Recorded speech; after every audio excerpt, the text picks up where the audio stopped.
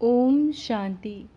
आज है 3 सितंबर शिव बाबा की अव्यक्त मुरली, जिसका टॉपिक है पर मत, पर चिंतन और पर दर्शन से मुक्त बनो और पर उपकार करो। यानी हर आत्मा के प्रति शुभ भावना रखो। आज बाप दादा अपनी चारों ओर जो बाप के बच्चे हैं, विशेष हैं, उन सर्व विशेष आत्माओं को देख रहे हैं। चाहे भारत के व विदेश के किसी भी कोने में हैं, लेकिन बाप दादा सर्व विशेष आत्माओं को समीप देख रहे हैं। बाप दादा को अपने विशेष बच्चों को देख हर्ष होता है। जैसे आप बच्चों को बाप को देख खुशी होती है ना, खुशी होती है तभी तो भाग करके आए हो ना। तो बाप को भी खुशी होती है कि मेरा एक एक बच्चा विशेष आत्मा है। चाहे बुजुर्ग है, अनपढ़ है, छोटे हैं, बच्चे हैं, युवा हैं, प्रवृत्ति वाले हैं, लेकिन सारे विश्व के आगे विशेष हैं। चाहे कितने भी बड़े बड़े वैज्ञानिक चमत्कार दिखाने वाले भी हैं, चंद्रमा तक पहुंचने वाले भी हैं, लेकिन बाप के विशेष बच्चों के आगे वो भी अनजान हैं। पांचों ही तत्वों को जान लिया, उन्हों पर विजय भी प्राप्त, लेकिन छोटी सी बिंदु आत्मा को नहीं जाना। यहाँ छोटे बच्चे से भी पूछेंगे तुम कौन हो, तो क्या कहेगा? आत्मा हूँ कहेगा ना। आत्मा कहाँ रहती है वो भी बताएगा। और वैज्ञानिक से पूछो आत्मा क्या है, आत्मा के ज्ञान को अभी तक जान नहीं सके। तो कितनी भी बड़े हिस्ट्री के हिसाब से, इस दुनिया के हिसाब से विशेष हो, लेकिन जिसने अपने को नहीं जाना, उससे तो यहाँ का 5 वर्ष का बच्चा विशेष हो गया। आप लोगों का शुरू का बहुत फलक का गीत है, याद है? कौन सा गीत है? बाबा पूछ रहे हैं। एक गीत था, कितना भी बड़ा सेठ स्वामी हो, लेकिन अल्फ को नहीं जाना तो कितने भी बड़े हो। अल्फ को नहीं जाना तो कितने भी बड़े हो, चाहे नेता हो चाहे अभिनेता हो, लेकिन आपने आप को नहीं जाना तो क्या जाना? तो ऐसी विशेष आत्माएं हो। यहाँ की अनपढ़ बुजुर्ग माता और दूसरी तरफ अच्छा महात्मा। क्या कह रहे बाबा? कि यहाँ की अनपढ़ बुजुर्ग माता और दूसरी तरफ अच्छा महात्मा। लेकिन बुजुर्ग माता फलक से कहेगी कि हमने परमात्मा को पा लिया है, और महात्मा कहेगा परमात्मा को पाना तो बहुत मुश्किल है। लेकिन क्या कहते हैं बाबा?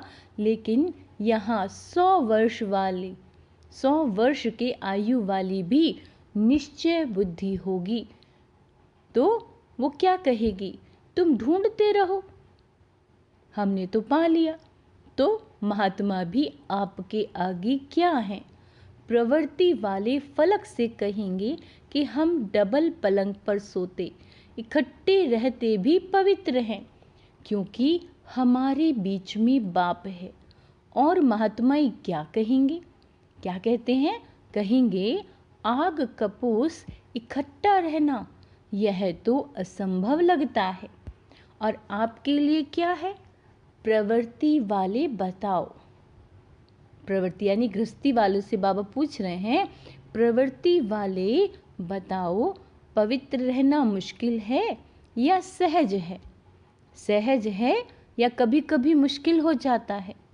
बाबा कहते हैं जो पक्के हैं वो तो बड़ी सभा हो या कुछ भी हो, फलक से कह सकते हैं कि पवित्रता तो हमारा स्वधर्म है, पर धर्म नहीं है, स्वधर्म है।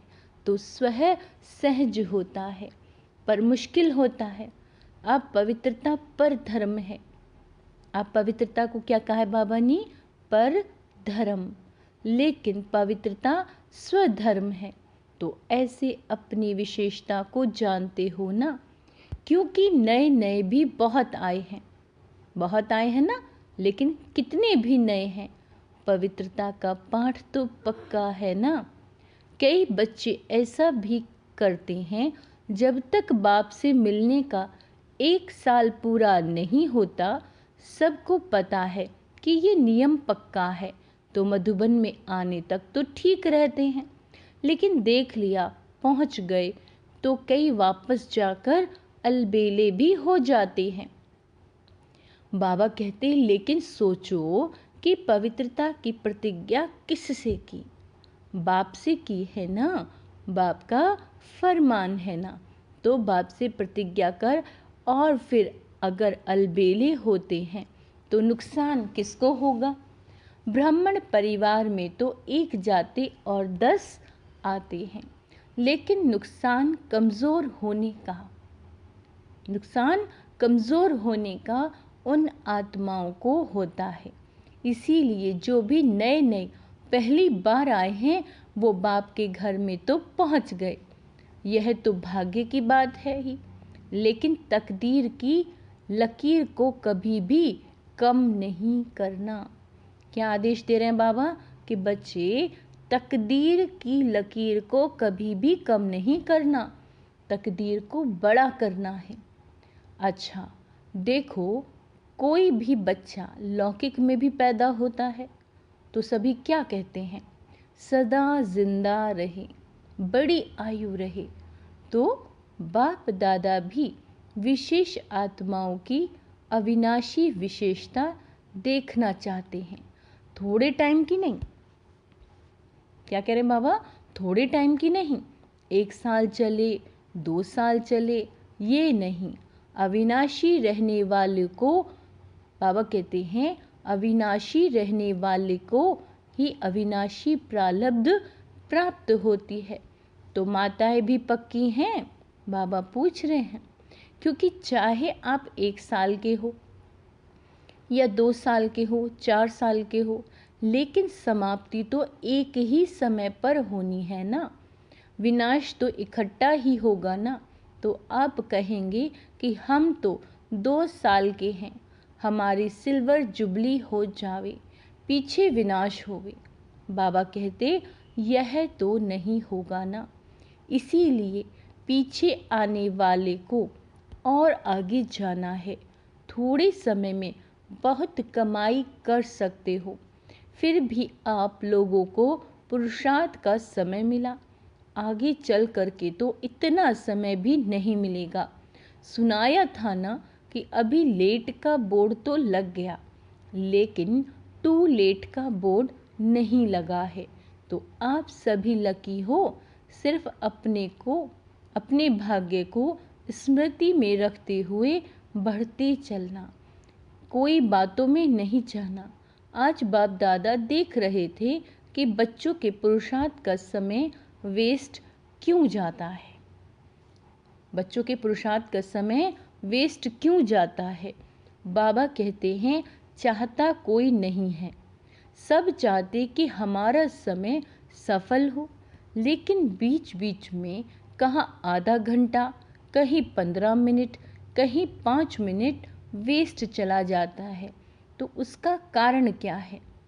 आज बाप दादा ने देखा कि मेजॉरिटी का विशेष पुरुषार्थ जो कम या ढीला होता है, उसके 3 कारण हैं। पहला तो ये है कि चलते चलते श्रीमत के साथ साथ, क्या कह रहे हैं बाबा?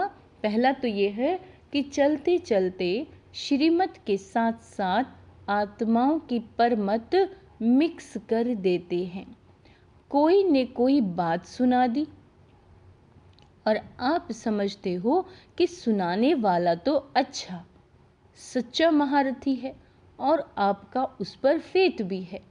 जब ऐसी कोई आत्मा आपको कोई ऐसी बातें सुनाती है जिसमें इंटरेस्ट भी आता है, समाचार तो अच्छा है, जैसे संसार समाचार अच्छा लगता है ना, तो ब्राह्मण संसार समाचार भी अच्छा लगता है।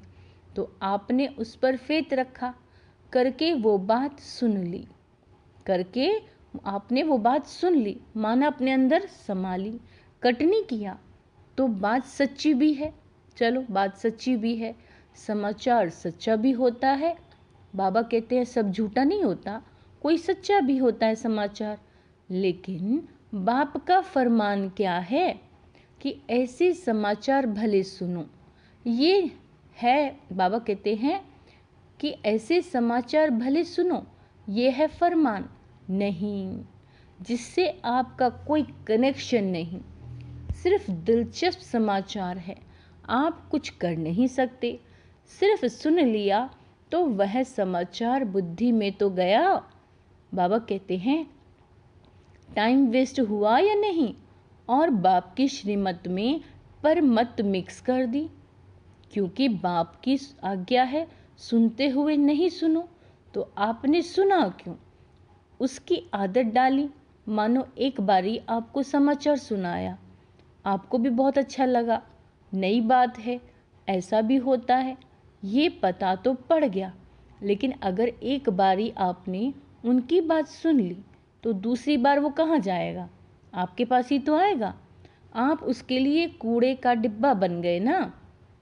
क्या बन गए हो आप उसके लिए? कूड़े का डिब्बा। जो भी ऐसा समाचार होगा वो आपके पास ही आकर सुनाएगा, क्योंकि आपने सुना। इसीलिए या तो उसको समझाओ, ऐसी बातों से उसको भी मुक्त करो। सुन करके इंटरेस्ट नहीं बढ़ाओ, लेकिन अगर सुनते हो तो आप में इतनी ताकत हो जो उसको भी सदा के लिए फुल स्टॉप लगा दो। अपने अंदर भी फुल स्टॉप लगाओ। जिस व्यक्ति का समाचार सुना उसके प्रति दृष्टि में व संकल्प में भी घृणा भाव बिल्कुल नहीं हो। इतनी पावर आप में है तो यह सुनना नहीं हुआ, उसका कल्याण करना हुआ। लेकिन रिजल्ट में देखा जाता है मेजॉरिटी थोड़ा थोड़ा किचड़ा इकट्ठा होते होते ये घृणा भाव या चाल चलन में अंतर आ जाता है और कुछ भी नहीं होगा।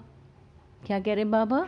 और कुछ भी नहीं होगा तो उस आत्मा के प्रति सेवा करने की भावना नहीं होगी, भारीपन होगा। इसको कहा जाता है श्रीमत में परमत मिलाना।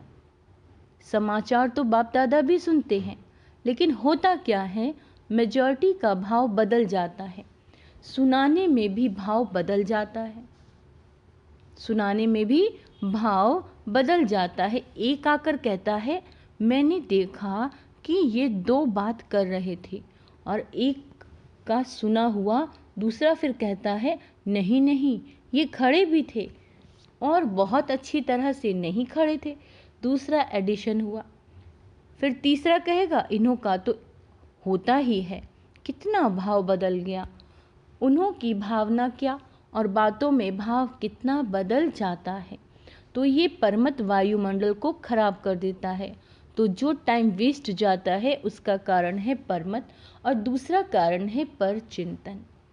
एक से बात सुनी तो 8-10 को नहीं सुनावे, ये नहीं हो सकता। अगर कोई दूर देश का भी होगा ना, तो उसको भी पत्र में भी लिख देंगे यहाँ बहुत नई बात हुई है, आप आएंगे ना तो ज़रूर सुनाएंगे। तो ये क्या हुआ? पर चिंतन। समझो आपने 4 को सुनाया और उन 4 की भावना उस आत्मा के प्रति आपने खराब तो की ना, और पर चिंतन शुरू हुआ तो इसकी गति बड़ी फास्ट और लंबी होती है। पर चिंतन 1-2 सेकंड में पूरा नहीं होता। जैसे बाप दादा सुनाते हैं कि जब किसी को भी ज्ञान सुनाओ तो इंटरेस्ट दिलाने के लिए उसको कहानी की रीति से सुनाओ। पहले ये हुआ, फिर क्या हुआ, फिर क्या हुआ, फिर क्या हुआ, तो इंटरेस्ट बढ़ता है ना। ऐसे जो परचिंतन होता है वो भी एक इंटरेस्ट होता है, उसमें दूसरा ज़रूर सोचेगा कि क्या हुआ, फिर ऐसे हुआ, हाँ ऐसे हुआ होगा। तो ये भी एक बाबा कहता है लंबी कहानी है। बाप दादा तो सबके दिल की बातें सुनते रहते हैं, देखते भी हैं, कोई कितना भी छिपाने की कोशिश करे। सिर्फ बाप दादा कहाँ कहाँ लोक संग्रह के अर्थ खुला इशारा नहीं देते। बाकी जानते सब हैं, देखते सब हैं। कोई कितना भी कहे कि नहीं मैं तो कभी नहीं करता। बाप दादा के पास रजिस्टर है, कितनी बार किया और क्या क्या किया, किस समय किया, कितनों से किया, यह सब रजिस्टर बाबा के पास है। सिर्फ कहाँ कहाँ चुप रहना पड़ता है। तो दूसरी बात सुनाई पर चिंतन। कौन सी बात सुनाई? उसका स्वह चिंतन कभी नहीं चलेगा। कोई भी बात होगी पर चिंतन वाला अपनी गलती भी दूसरे पर लगाएगा, और पर चिंतन वाले बात मानने में नंबर 1 होते हैं। पूरी अपनी गलती दूसरे के प्रति ऐसे सिद्ध करेंगे जो सुनने वाले बड़ों को भी चुप रहना पड़ता है। तो स्वह चिंतन इसको नहीं कहा जाता है कि सिर्फ ज्ञान की पॉइंट्स रिपीट कर दी या ज्ञान की पॉइंट्स सुन ली, सुना दी, सिर्फ यही स्वह चिंतन नहीं है। लेकिन स्वह चिंतन अर्थात अपनी सूक्ष्म कमजोरियों को, अब बाबा स्वह चिंतन का अर्थ बता रहे हैं, अपनी सूक्ष्म कमजोरियों को, अपनी छोटी छोटी गलतियों को चिंतन करके मिटाना है। क्या सुना, क्या देखा, कहाँ व्यर्थ गया, परिवर्तन करना है। ये स्वह चिंतन है।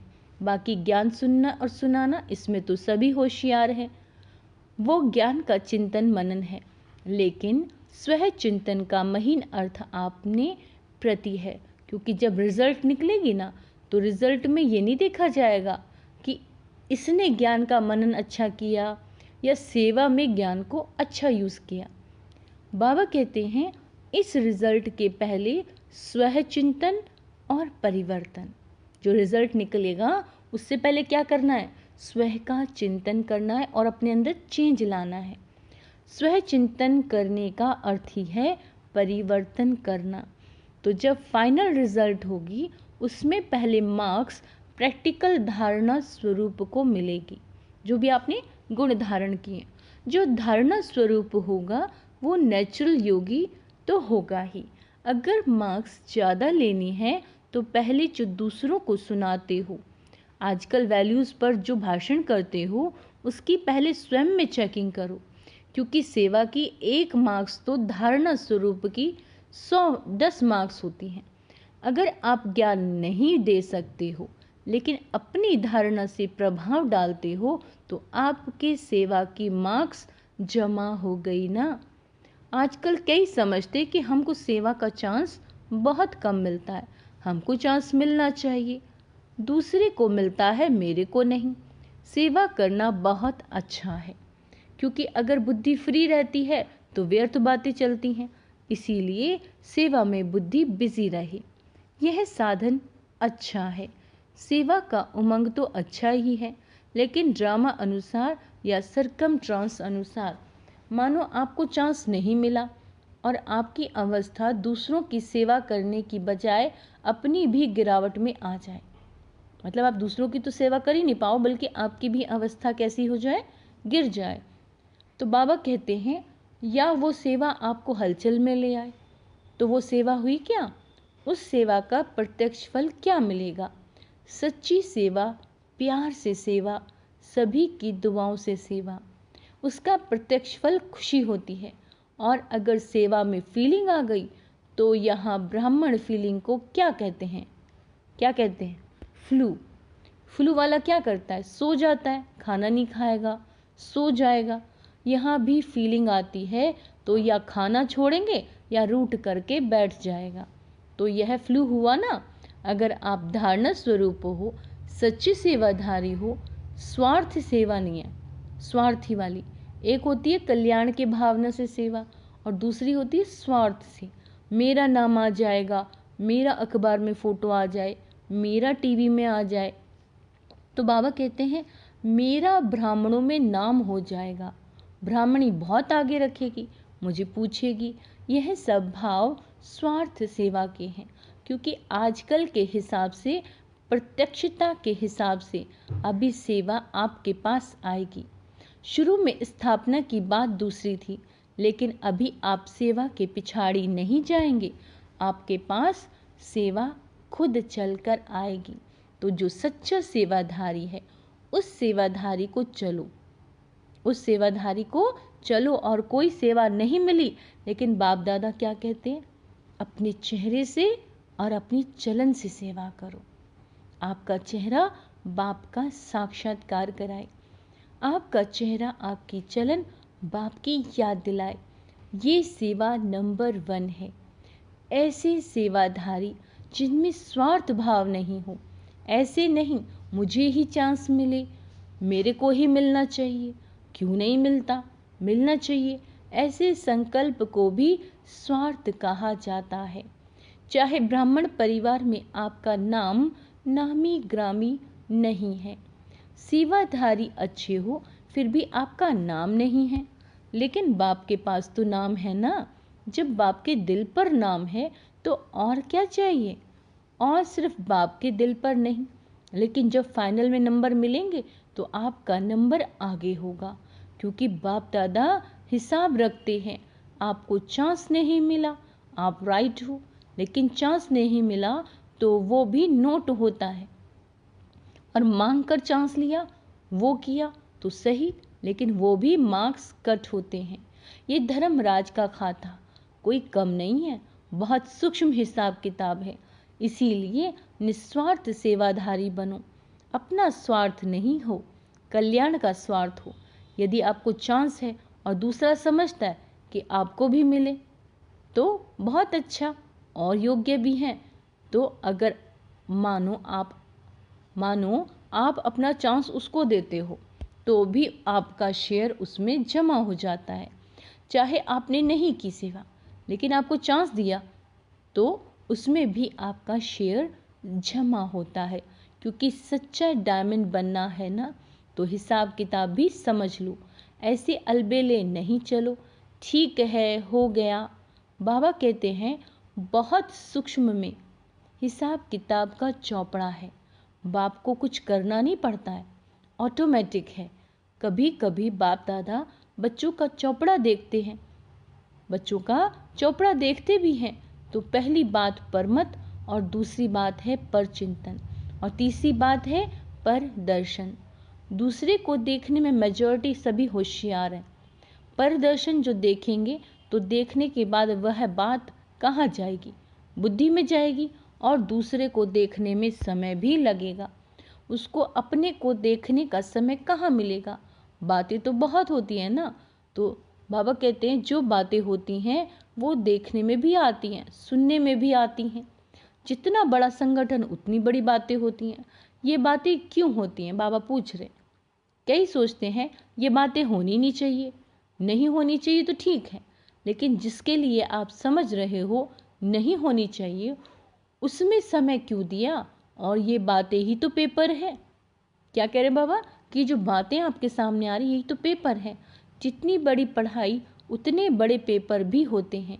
यह वायुमंडल बनना, यह सबके लिए पेपर भी है कि परमत या परदर्शन या पर चिंतन में कहाँ तक अपने को सेफ रखते हो। अच्छा, बाबा कह रहे हैं दो बातें अलग हैं। एक है जिम्मेवारी, जिसके कारण सुनना भी पड़ता है, देखना भी पड़ता है, तो उसमें कल्याण की भावना से सुनना और देखना।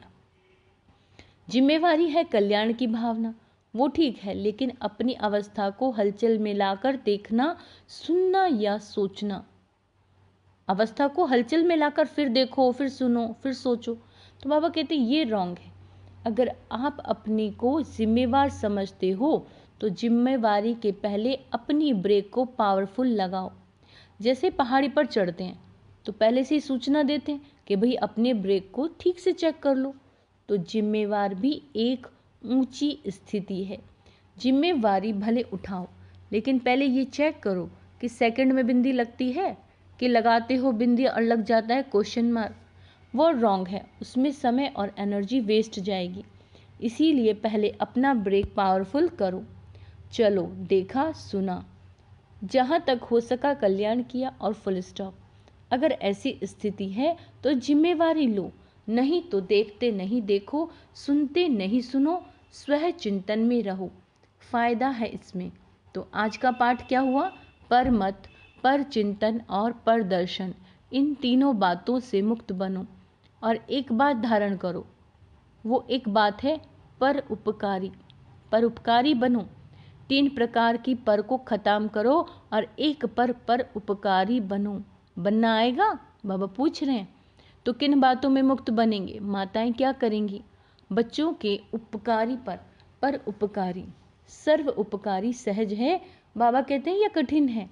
अच्छा, चारों तरफ के सर्व विश्व की विशेष आत्माओं को सदा स्व चिंतन ज्ञान चिंतन करने वाले श्रेष्ठ आत्माओं को सदा बाप के श्रेष्ठ मत पर हर संकल्प बोल और कर्म करने वाले समीप आत्माओं को चारों ओर के डायमंड जुबली के लिए स्वयं को और सेवा को बढ़ाने वाले ऐसी विशेष आत्माओं को बाप दादा का याद प्यार और नमस्ते। हम रूहानी बच्चों की रूहानी बाप दादा को याद प्यार, गुड मॉर्निंग, नमस्ते मीठे बाबा, शुक्रिया बाबा, शुक्रिया। वरदान है, महावीर बन संजीवनी बूटी द्वारा मूर्छित को सुरजीत करने वाले शक्तिवान भव। फिर से सुनो, महावीर बन संजीवनी बूटी द्वारा मूर्छित को सुरजित करने वाले शक्तिवान भव। जैसे सूर्य स्वयं शक्तिशाली है तो चारों ओर अपनी शक्ति से प्रकाश फैलाता है, ऐसे शक्तिवान बन अनेकों को संजीवनी बूटी देकर मूर्छित से सुरजित बनाने की सेवा करते रहो। तब कहेंगे महावीर। सदा स्मृति रखो कि हमें विजयी रहना है और सबको विजयी बनाना है। विजयी बनने का साधन है बिजी रहना। सर्व कल्याण अथवा विश्व कल्याण के कार्य में बिजी रहो तो विघ्न विनाशक वायुमंडल बनता जाएगा। विश्व कल्याण कौन करते हैं? फरिश्ते। तो मनसा सेवा करते रहो तो बाबा कह रहे हैं विघ्न विनाशक वायुमंडल बनता जाएगा। स्लोगन है, दिल सदा एक दिलाराम में लगी रहे। दिल सदा एक दिलाराम में लगी रहे, यही सच्ची तपस्या है। ओम शांति। आज का स्वमान अभ्यास करेंगे। मैं विघ्न विनाशक आत्मा हूँ, मैं सच्ची तपस्वी आत्मा हूँ, मैं महावीर हूँ, मैं विजयी आत्मा हूँ। ओम शांति।